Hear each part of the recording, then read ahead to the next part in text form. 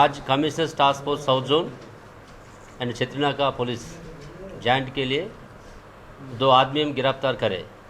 श्रीनिवास किरण कुमार गौड़ और एक पिस्टल और 2 लाइव राउंड्स उनके पास से सीज करे।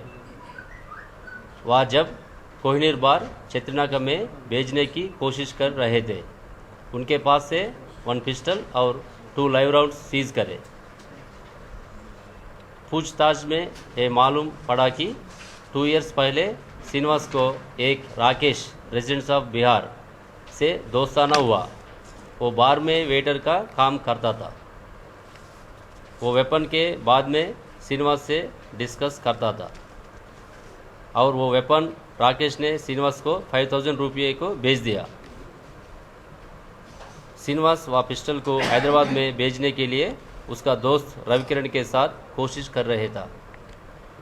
आज श्रीनिवास और किरण कुमार पिस्टल के साथ कस्टमर के लिए कोहिनूर बार में वेट कर रहे थे